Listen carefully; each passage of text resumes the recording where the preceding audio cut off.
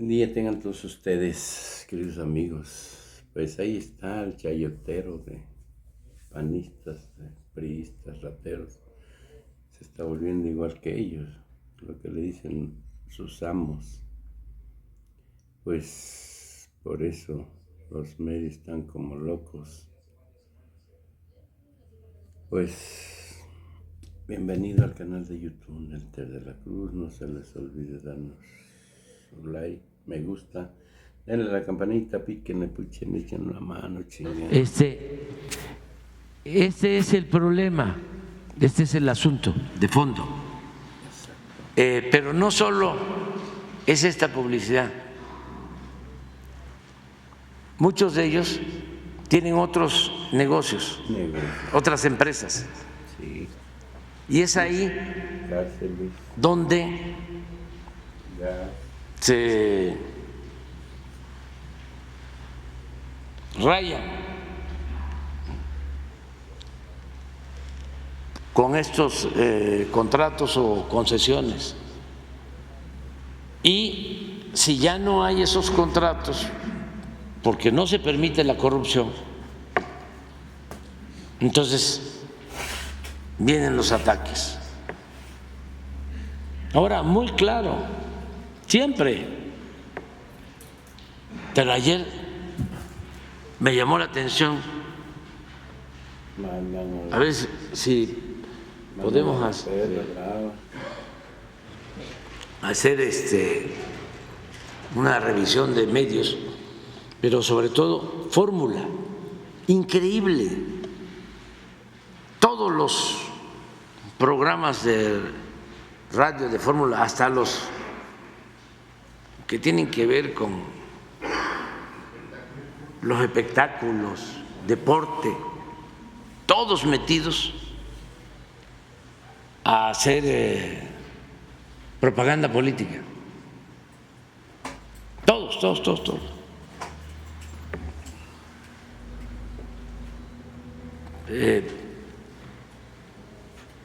Como ya se está terminando la precampaña, le están metiendo muchísimo y están enojados y quieren como no se iban a enojar tantos pelear y millones de pesos. pensar que van a manipular, ¿no?, a la gente de la noche a la mañana, ¿no? Pues no, ya afortunadamente nuestro pueblo no se deja manipular. Lo que está sucediendo con todos estos medios informativos que se vuelven de manipulación es que ya no se leen, ya no se escuchan, ya no se ven.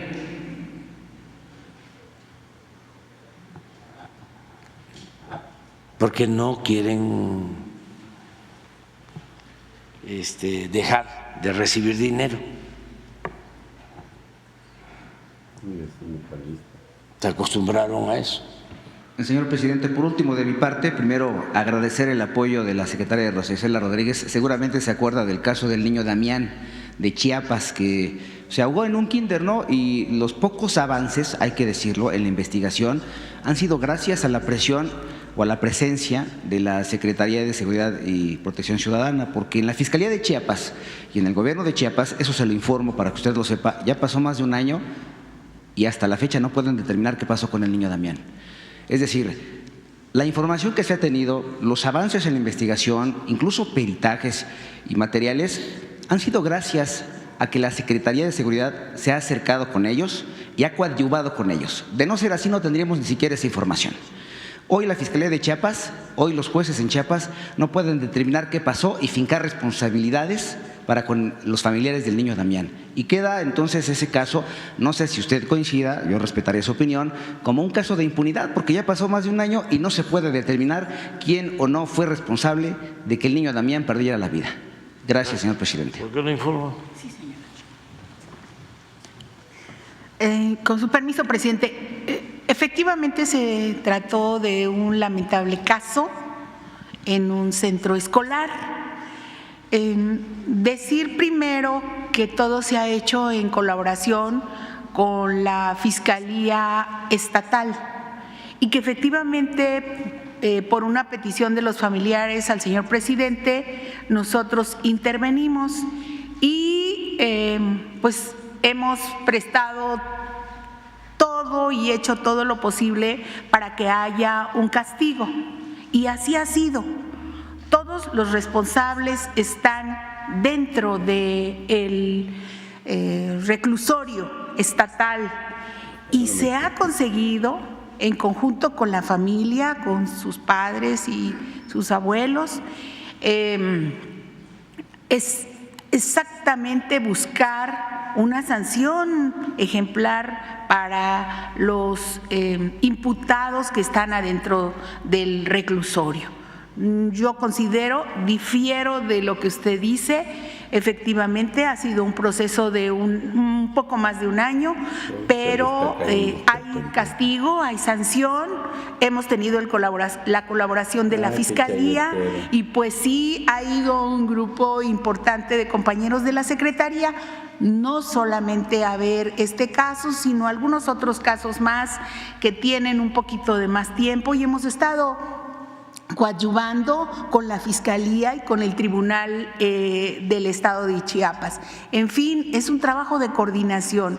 La Secretaría pues no podría hacer el trabajo solo y pues no es solamente por el trabajo de la Secretaría. Agradezco su comentario, pero es un trabajo en el que participamos incluso con la Guardia Nacional y con otras instancias, pero lo vamos a seguir haciendo, ese es nuestro compromiso. Ahora sí, ya, vamos. Ya no va a haber lista.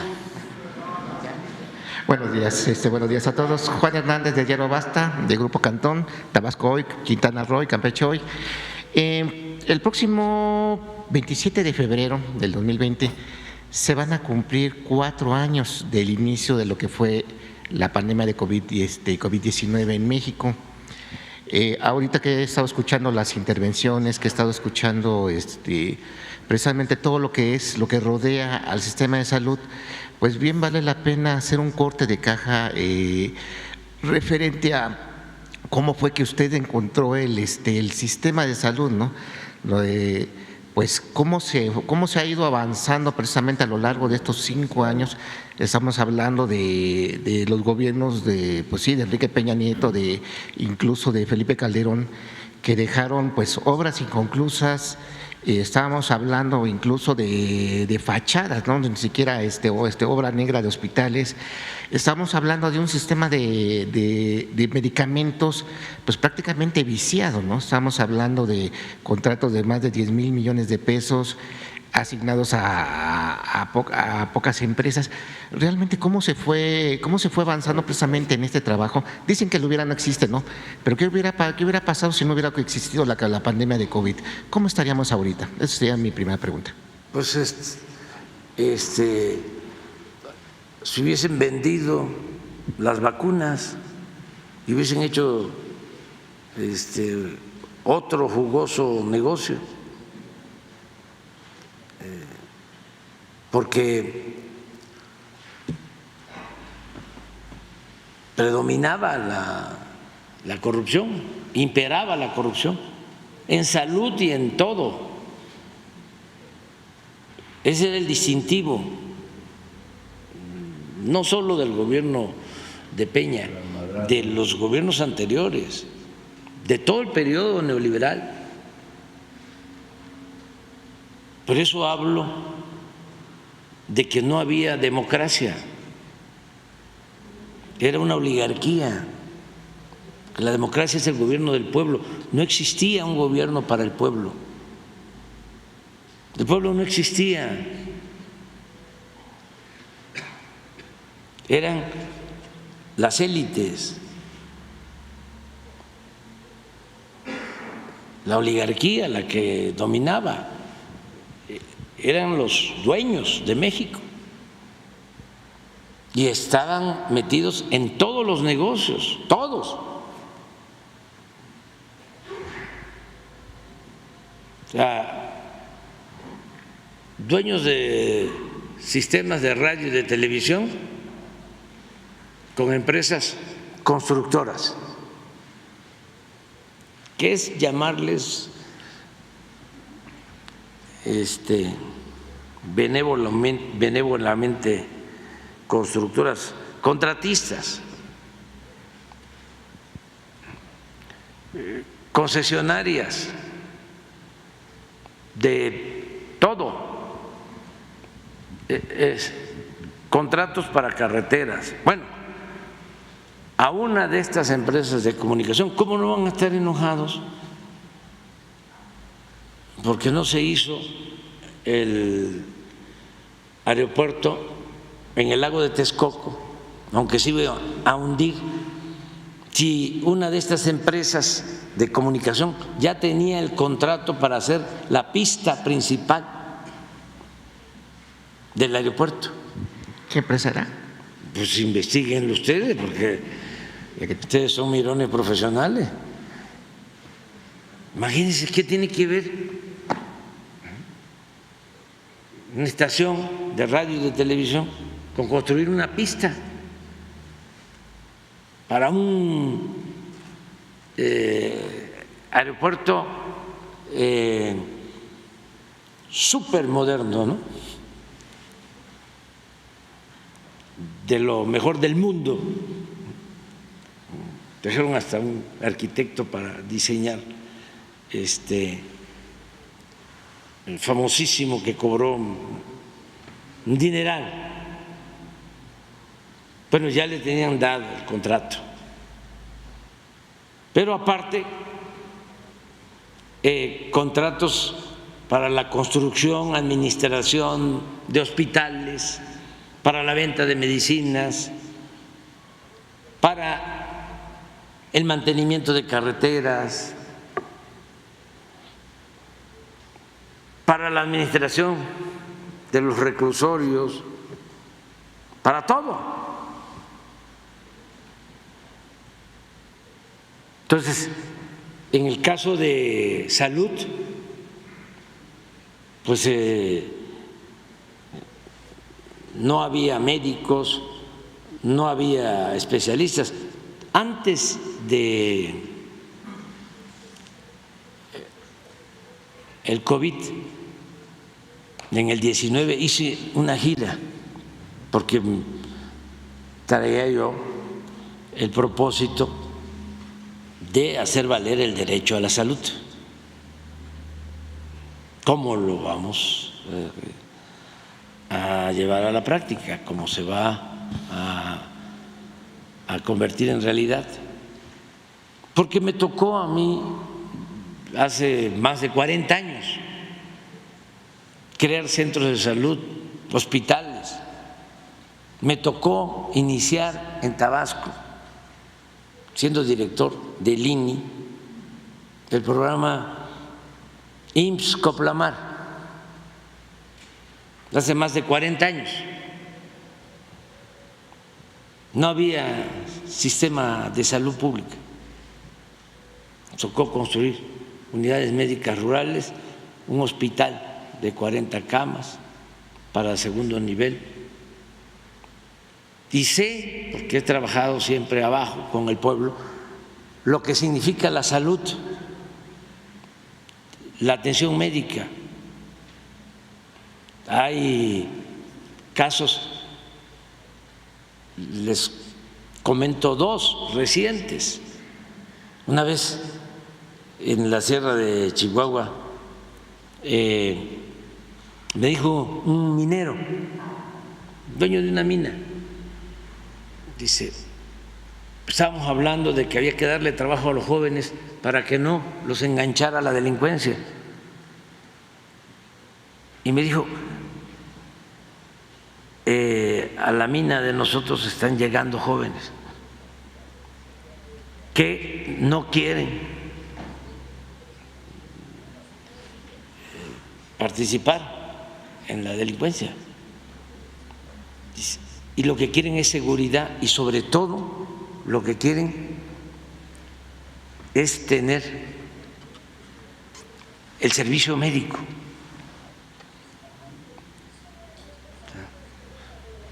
Que es importantísimo. Los cañeros, la queja antes, ya no, afortunadamente, pero la queja es: no nos pagan casi nada, nos roban en la balanza. El productor de caña, no dejamos de sembrar la caña por el seguro.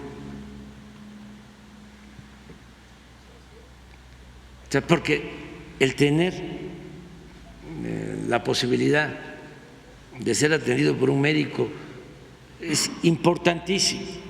Bueno, hice ese recorrido al inicio del gobierno por 80 hospitales y me encontré pues que no había médicos, no había medicamentos, no había especialistas. Recuerdo bien que visité 3 hospitales de Yucatán, del IMSS, Bienestar, en ese entonces,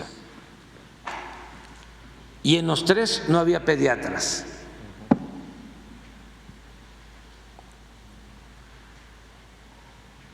Entonces, ya íbamos al plan que estamos llevando a cabo cuando se nos presenta la pandemia. ¿Por qué salimos adelante? Porque nos unimos todos, nos ayudó muchísimo el Ejército, la Marina, médicos militares, médicos, enfermeras de las Fuerzas Armadas, de la Secretaría de Marina, y nos unimos.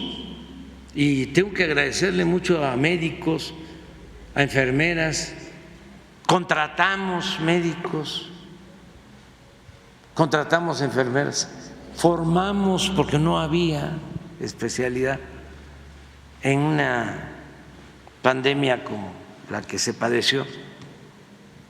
No teníamos especialistas, todavía no tenemos los médicos generales que requiere el país, que eso es gravísimo, porque durante todo el periodo neoliberal se dedicaron a rechazar a los jóvenes que querían estudiar, porque el propósito era que el que estudiara pagara colegiatura. El propósito era privatizar la educación y privatizar la salud y privatizarlo todo. Y avanzaron muchísimo. El ISSSTE, por ejemplo, lo hicieron pedazos. Nos ha costado trabajo. ¿Qué no les explicas? ¿Qué encontraste? ¿Qué tan rezagada estaba? Estaban privatizados todos los servicios. Bueno, la tragedia esa lamentable de la guardería ABC fue por esa política de privatización de las guarderías. Entonces, y encontramos esto que hemos denunciado de cómo 10 empresas tenían el negocio, muy influyentes, vinculadas a los políticos para la venta de las medicinas y además medicamentos adulterados. Y no había abasto. Entonces, cuando decidimos que vamos a mejorar el servicio de salud y vamos a acabar con la corrupción y ya se acaban esos monopolios, se genera pues una reacción que todavía la estamos enfrentando, pero vamos avanzando y vamos a cumplir con tener un buen servicio de salud. Y en el caso de la pandemia, pues trabajando día y noche, levantamos hospitales que estaban en el abandono. Me acuerdo de que había un hospital del ISSSTE abandonado en el centro de Cuernavaca, y fuimos con los ingenieros militares y lo levantamos en un mes, 2 meses, camas, equipos, se consiguieron los ventiladores. Bueno, fuimos de los primeros en el mundo en conseguir las vacunas. En 5 meses, habíamos vacunado a todos los adultos mayores con una dosis. Tú dices, ¿qué hubiese pasado con otros gobiernos? Pues, negocios. Ahora con esto de que dejen entrar la vacuna Pfizer para que las farmacias pueda haber, pues claro, que se deje entrar. Y la campaña, ¿no? La Sputnik es rusa. Y cuidado, porque no está autorizada. Quién sabe qué te la pueden inyectar ahí. En una de esas te hacen comunista. La otra, la Abdala de Cuba, también. Sí. Y toda una campaña. Bueno, pues, quieren tener vacunas Pfizer y de cualquier marca, claro, sí es un derecho. Sí. Y están en las farmacias, y el que tiene para pagarla. Y la gente, por eso no estoy de acuerdo con el compañero, puede ir a un centro de salud y vacunarse sin pagar. Pero decir de que no hay vacunas, pues es una mentira, que no se tienen las vacunas, se tienen todas las vacunas que se requieren para el COVID y se están aplicando. Patria. Ya pronto se va a tener la vacuna Patria, y eso nos va a dar más seguridad e independencia. Pero ¿por qué no les platicas cómo estaba el ISSSTE? Nada más, acuérdense quiénes manejaban el ISSSTE.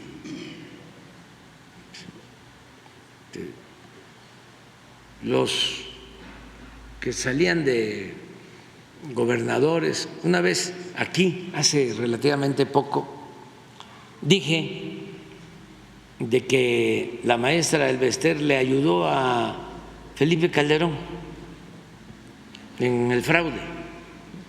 Y estaba Yunes ahí involucrado en el ISSSTE. Sí, y a cambio Calderón le entregó la Secretaría de Educación Pública, la Subsecretaría de Educación Básica para el yerno de la maestra, y le entregó la Lotería Nacional. O sea, un poco lo que vimos, nada más que por escrito, ¿no? En lo de Coahuila, sí. Y le entregó el ISSSTE a Yunes Y luego Yunes se peleó con la maestra, o se pelearon, y hubo diferencias ahí. Entonces, al día siguiente que comenté esto, porque es cierto, pues, ni modo que no le entregó Calderón la subsecretaría de Educación Básica al yerno de la maestra, pues es de dominio público, pues está documentado, y la lotería y también el ISSSTE.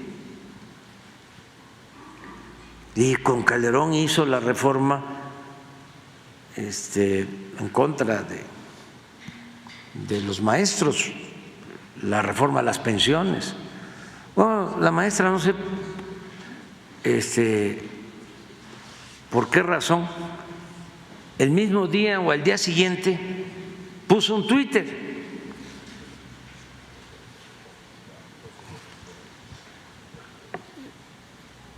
y luego lo borró, pero no lo tendrán por ahí contestándome. Es interesante también todo esto. De repente lo encuentran porque lo borró, diciendo de que palabras más, palabras menos, de que ella no tenía que ver con Yunes, que se deslindaba de Yunes, que incluso ella había denunciado a Yunes con Calderón y que Calderón le había dicho que si se metía con Yunes que iba a usar la fuerza en contra de los maestros. El ejército. Que la iba a esperar con el ejército. Entonces, así era el manejo del ISSSTE, ¿no? Pero ¿qué cosa fue lo que encontramos? Con su permiso, presidente.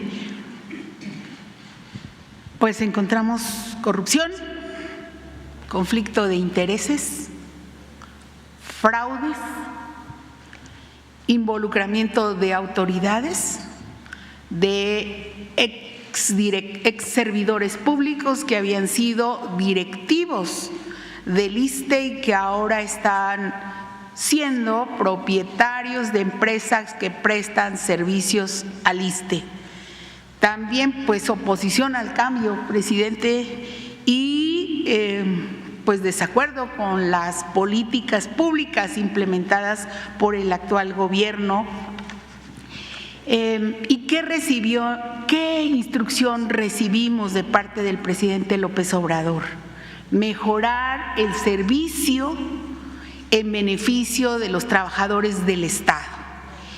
Que los pacientes derechohabientes tengan médicos y medicinas, que haya abasto en las unidades médicas del ISSSTE. También pues que hubiera hospitales suficientes. Por eso actualmente se están construyendo 6 nuevos hospitales en diferentes estados del país y también se está haciendo ahorita, estamos en la negociación para la adquisición de los hospitales que estaban privatizados y que van a ser propiedad de la nación, propiedad del ISSSTE. A eso nosotros le llamamos nacionalización. Y pues se trata de también no que haya 62% de la receta cumplida a los derechohabientes, sino que sea 100% de la receta completa a los derechohabientes. Entonces, se trata pues de que cambiemos ese paradigma donde el ISSSTE era un cascarón y que adentro, un cascarón con muchos hoyos, y que en una parte tuvieras necesidad de una placa y esa placa la tiene el servicio un privado, no la da el ISSSTE. Se trata de unos análisis y pues esos análisis la da un privado, no es el ISSSTE. Si se trata de la anestesia, imagínense ustedes, también la da un privado, no es el ISSSTE. ¿Qué quiere decir? Que la mayoría de los servicios del ISSSTE eran por privados, no eran por el propio gobierno federal, aunque pues todos los trabajadores del Estado pensábamos que ese servicio pues era del servicio, digamos, del gobierno federal. Pues no, por eso decimos que es un cascarón. Si usted necesita un caldito de pollo, también es un particular el que hace ese caldito de pollo. ¿O qué ustedes quieren? ¿Una ambulancia? ¿Qué más? ¿El servicio de lavado? ¿Qué más? Ustedes díganme que tienen un hospital. Todo el servicio se fue privatizando paso a paso para convertir al ISSSTE en un cascarón. ¿Qué cosa es propiedad del ISSSTE actualmente? Bueno, las instalaciones y también el servicio que prestan los trabajadores, médicos y enfermeras en su mayoría. ¿En qué consistían? El trabajo consiste en algunos casos, porque no hemos acabado, en que se le contrata a un integrador, a un empresario, y ese empresario da el servicio que necesita el ISSSTE, pero el personal es del ISSSTE. Entonces, pues no solamente tiene que ver con que preste un privado, que puede ser bueno o malo, sino en mejorar esos servicios y que el recurso que tenga el ISSSTE alcance para dar un mejor y más servicio, que en lugar de que un medicamento te cueste una cantidad muy grande, inalcanzable, que haya medicamentos siempre en todas las unidades. Y bueno, nos hemos dado la tarea de estar checando unidad médica por unidad médica, y actualmente el 86% de los pacientes ya se llevan su receta completa. El otro 14%, a veces es un 75%, a veces es un 50% de la receta que a veces no se la llevan completa. Pero todavía, pues el presidente nos dijo, nos llamó la atención y dijo, no quiero el 95% ni el 97% de la receta completa, quiero el 100%, y pues en esas estamos. Pero además estamos muy contentos, a ver si pronto podemos dar el reporte, presidente, del avance de los hospitales que se están construyendo en el país. Entonces, sí pensamos que los trabajadores al servicio del Estado, los maestros, los carteros, los policías, todos los que tenemos derecho al servicio del ISSSTE, podamos tener un mejor servicio en unos meses más.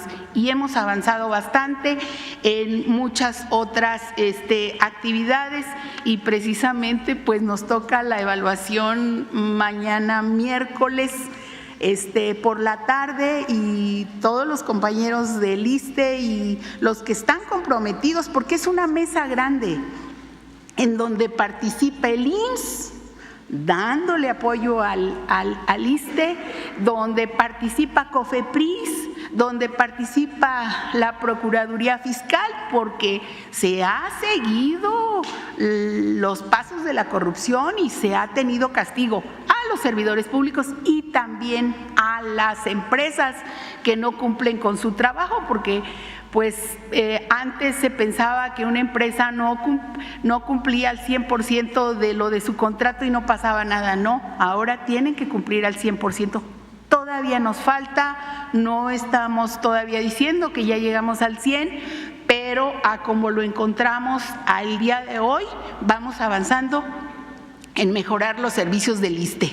¿A cuánto ascendieron los fraudes que ustedes detectaron? Bueno, Le quiero dar un panorama completo, si así nos permiten estos días, porque tienen que ver unos con fraudes a laudos laborales, que por ejemplo se tiene un ahorro de más de 15,000 millones de pesos solamente por los fraudes.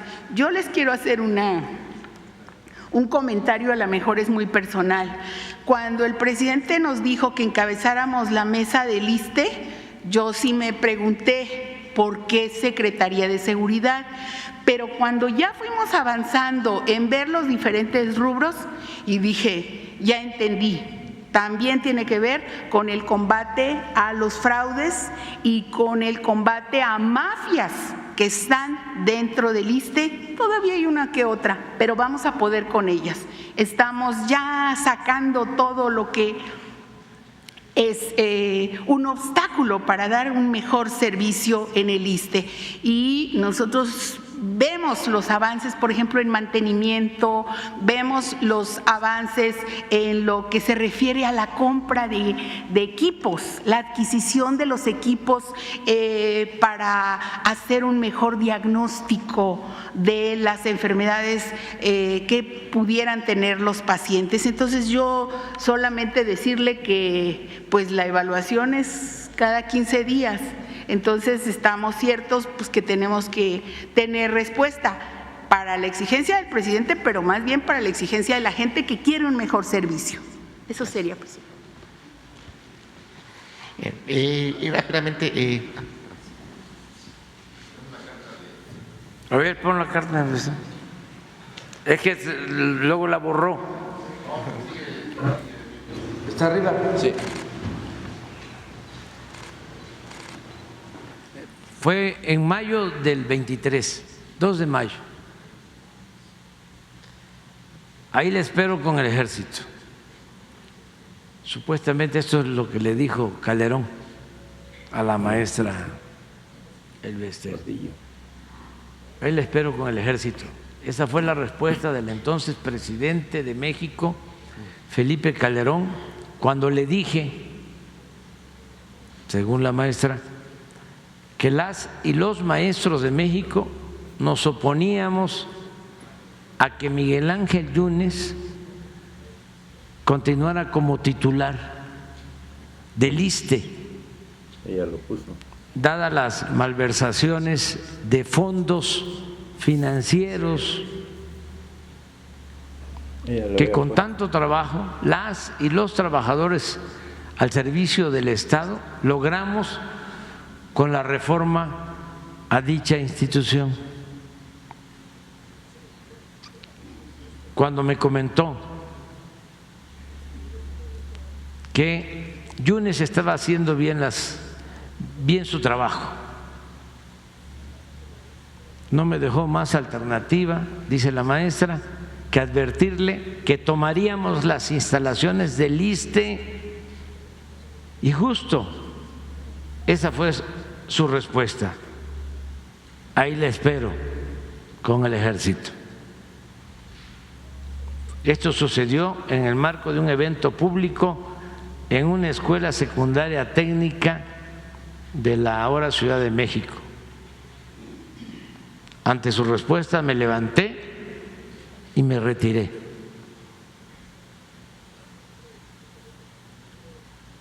Recordemos que la elección y remoción del director del ISSSTE compete única y exclusivamente al titular del Ejecutivo Federal y no a una servidora. Aquí me está contestando a mí porque yo dije que a ella le habían entregado por ayudar en el fraude, que no me diga la maestra, ¿no?, que no ayudó en el fraude del 2006. Y a cambio yo sostengo que le entregaron el ISSSTE, la Subsecretaría de Educación Pública y la Lotería Nacional. Por ello, en relación a las declaraciones hechas por el presidente Andrés Manuel López Obrador el pasado 29 de abril del presente año sobre mi persona y la gestión del señor Miguel Ángel Yunes al frente del ISSSTE, le digo categóricamente que no participé en acto ilícito alguno, como me acusa desde su tribuna. Yo no estoy acusando más que de haberse aliado con Calderón y ayudarle en el fraude electoral. Siempre me he conducido conforme a derecho y respeto a las instituciones de este país y desde luego a la investidura presidencial. Por ello, señor presidente, basta de falsas acusaciones a mi persona. No es nada personal, maestra, es que estamos viviendo un momento importantísimo de transformación. Entonces, como el compañero que viene a hacernos preguntas sobre salud, ayuda a recordar, porque es como si padecieran amnesia, ya se olvidó cómo era. Y antes esto no lo tocaban, era silencio, como vasallos, obedecer y callar, siempre y cuando hubiese dinero de por medio, porque lo que no suena lógico suena metálico. Entonces hay que ir aclarando todo, seguir purificando la vida pública del país, y por eso son muy buenas estas mañaneras. Pero bueno, eso es lo que queríamos decir, ¿no? ¿Qué se está haciendo? Procurar, ya es un compromiso, garantizar el derecho a la salud. Y vaya que ha costado por estos intereses. Imagínense, no se podían comprar medicinas en el extranjero porque la ley lo prohibía, lo impedía. Tuvimos que reformar la ley. ¿Y quiénes votaron en contra de que se pudiera comprar la medicina en el extranjero? El bloque conservador. ¿Qué son entonces? Representantes de minorías, no representantes del pueblo. Esa es nuestra diferencia de fondo, no es nada personal, pero sí es importante el darle su sitio que le corresponde a lo público.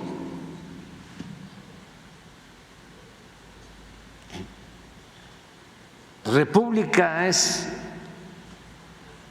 res pública, cosa pública. Si vivimos en una república, tenemos que pensar en eso, en lo público. Eso ya se había olvidado. Entonces, vamos a continuar con lo mismo y va adelante todo el plan de transformación. El viernes vamos a informar sobre salud y luego vamos a informar en específico sobre el ISSSTE, porque ya llevamos, ¿cuánto tiempo llevamos? Como 16 o 17 meses. 17 meses. Y se ha avanzado, pero no terminamos. Unas resistencias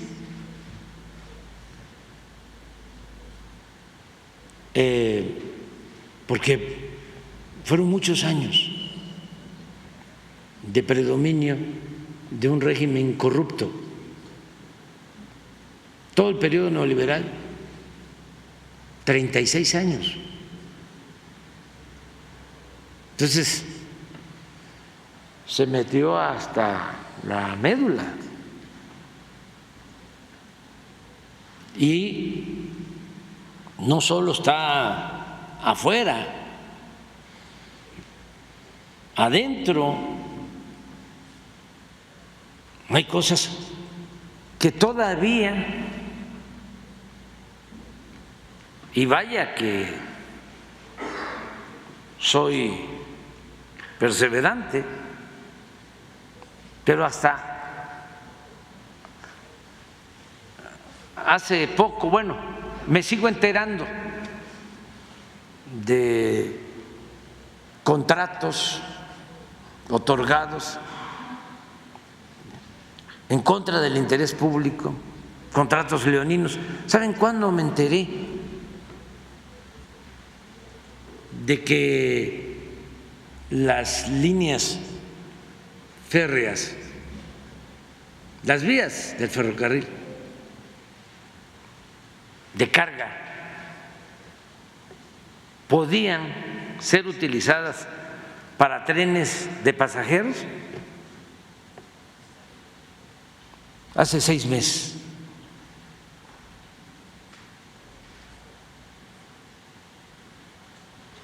Imagínense, 18,000 kilómetros de derecho de vía que pueden utilizarse para trenes de pasajeros, que son de la nación, son públicas, que por un error y por la prepotencia, cuando entregan las concesiones, solo entregan las concesiones para trenes de carga y se establecen las concesiones que el Estado puede utilizar las vías para trenes de pasajeros. Fue como cuando me enteré, nada más que eso sí fue al inicio del gobierno, que me enteré de que no habían concesionado ni el tren del Istmo ni el tren del Sureste. Me puse feliz, pues por eso es el Tren Maya, porque no les interesaba el Sureste ni siquiera para robar. Entonces, todas las concesiones del centro al norte.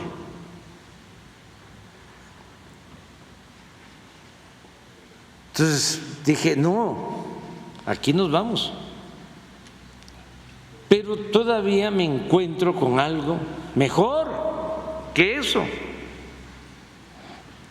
que son estos 18,000 kilómetros. Es la comunicación de todo el país.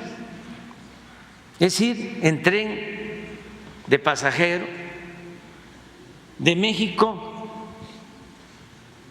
a Monterrey, a Nuevo Laredo, de México a Guadalajara, a Sinaloa, Sonora, Nogales. Es toda la comunicación. 18,000 kilómetros. ¿Y qué cuesta?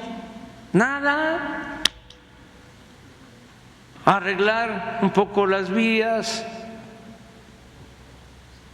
comprar los trenes de pasajeros, lo que hicimos en el Istmo, lo que estamos haciendo en el Istmo con la Secretaría de Marina.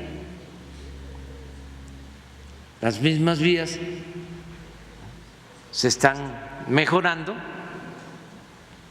y trenes de pasajeros.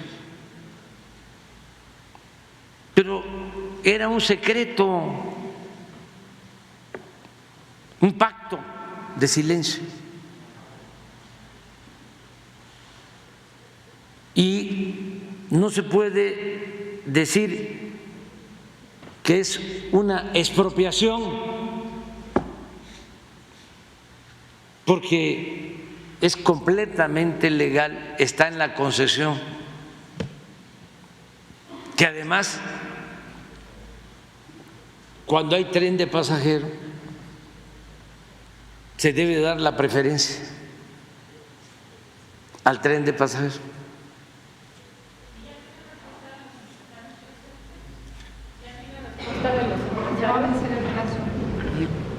Ya tiene respuesta de los empresarios. Sí, hay algunos que van a participar.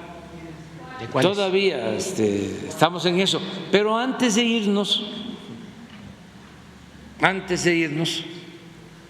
ya vamos a dejar el proyecto. Imagínense lo que significa hacia el futuro. Primero, es inversión pública y privada. Son empleos. No, Claudia, Mucho trabajo. Muy rara. Es reactivar la economía de todo el país. Por desgracia. Es tener un transporte seguro, económico, no contaminante, en todo México, a nivel nacional.